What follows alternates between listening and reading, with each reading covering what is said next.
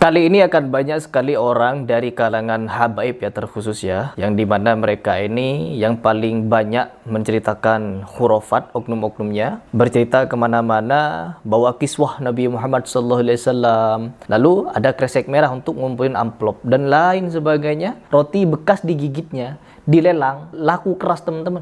Ini mudah berkah hidupnya, amin. Berapa? Julung. Sisa sebuting lagi. Berapa?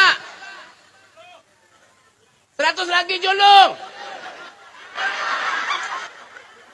Dari 100.000 sampai 500.000 ada yang beli. Beb, minum beb. Julungnya sekardus.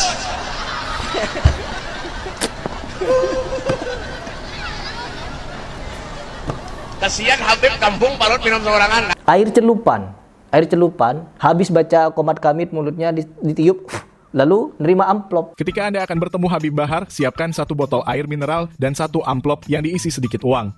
Dan jika Anda bertemu dengan Habib Bahar, mintalah ia meniup botol Anda itu. Tetapi jangan lupa mencium tangannya dan memberikan amplop untuk jasa tiupannya itu. Setelah cara itu berhasil, lakukan cara yang diajarkan Habib Bahar. Anda cukup melelang air mineral Anda ke tetangga dekat rumah Anda dengan harga 1 gelasnya 10 juta. Jika cara ini tak berhasil, lemparkan saja air mineral Anda ke muka Habib Bahar.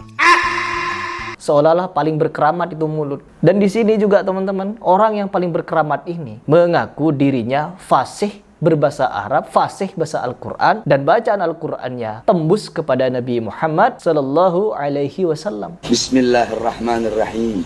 Alhamdulillahi rabbil alamin. Ar-Rahmanir-Rahim. Maliki yaumiddin. Iyyaka na'budu wa iyyaka nasta'in.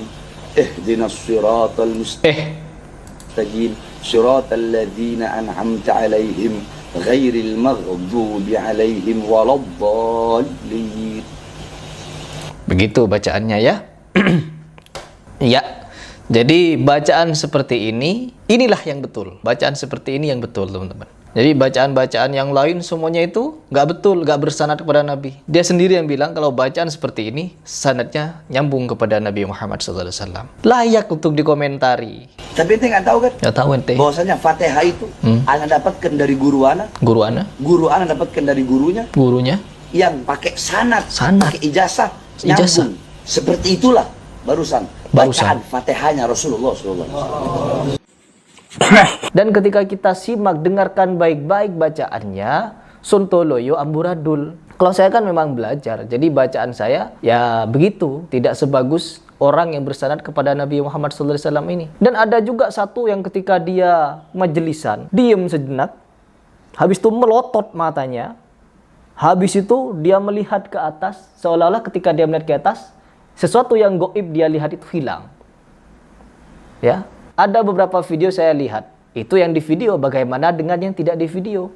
Pamer keramat. Ketika enak-enak ceramah, tiba-tiba dia diem, lalu melotot, tetap melototnya ke sana, teman-teman.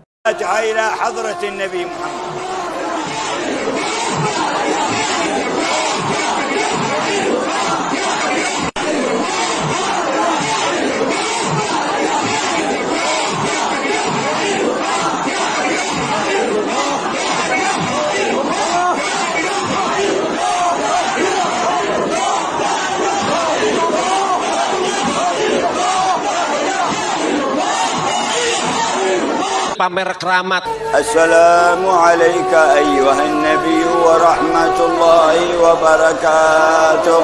Setelah beberapa saat dia bersolawat kepada Nabi, seolah-olah yang hadir itu Nabi. Memang dia tidak ngaku didatangi Nabi di majelisnya, tetapi dengan gerak-gerik seperti itu membuat umat yang sangat mudah untuk dibodoh-bodohi dengan khurafat, mereka akan percaya sekonyong-konyong itu. Assalamualaikum ayyuhan nabiy wa rahmatullahi wa barakatuh. Akan percaya, teman-teman. Karena apa? Ya cucu Nabi. Cucu Nabi. Beda dengan saya. Ilmunya jauh, kata Ustadz Surat Pemusik. Dan juga hal ini disupport. Ya, ada yang mensupport.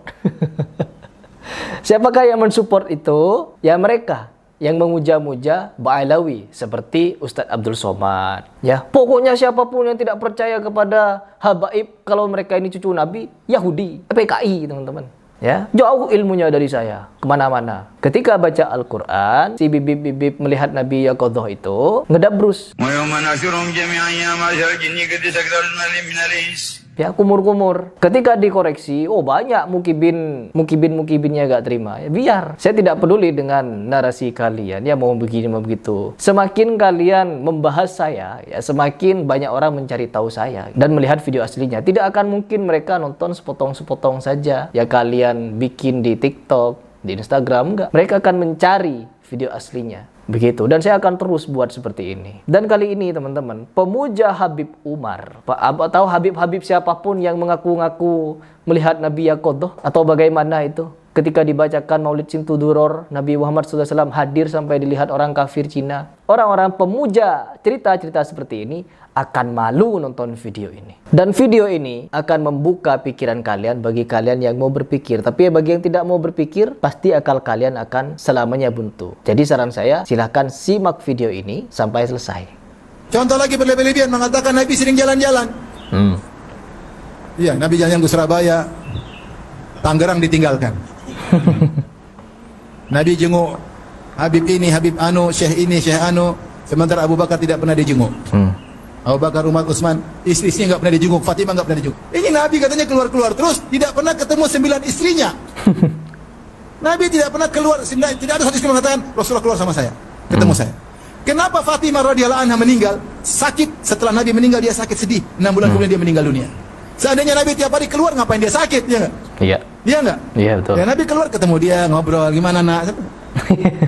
Tapi karena sudah berpisah dari ayahnya, dia sedih, akhirnya dia meninggal 6 bulan Kemudian. Kalau Nabi bisa jalan-jalan, sudah bikin rapat terus sama sahabat, tidak ada masalah ribut. Iya. Ya, Ali, Muawiyah sini kumpul-kumpul.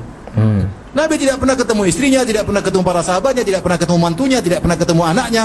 Terus ketemu, kamu nih ngapain? Kenapa bisa? Tahun 2000-an muncul Nabi keluar dari kuburan ketemu kamu. Kamu nih siapa? Sampai nih ke sopo? Kok iso? Bener, harus pakai logika. Iya. Apalagi bilang kemudian kuburan goyang-goyang, juk. Tahun 2000-an loh, bukan tahun 1700, bukan. Tahun 2000-an, ada CCTV banyak. Tapi yang percayakan hal ini banyak.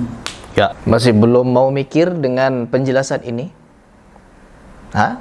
Perhatikan baik-baik teman-teman. Saya selalu menyatakan kepada kalian yang percaya kepada khurafat-khurafat semacam ini. Orang pada ketika zaman Nabi Muhammad SAW wafat, ada Abu Bakar As-Siddiq, ada Umar, ada Utsman, ada Ali, dan ada semua sahabat yang justru dititipkan kepada mereka risalah agama ini. Sehingga sampai pada saat kita sekarang. Bahkan keempat imam mazhab, tidak ada satupun cerita di antara mereka yang berdongeng-dongeng kalau dihadiri Nabi Muhammad SAW, lalu diberikan hadis baru. Gak ada. Lalu kalian ini siapa? Tiba-tiba didatangi oleh Nabi Muhammad SAW.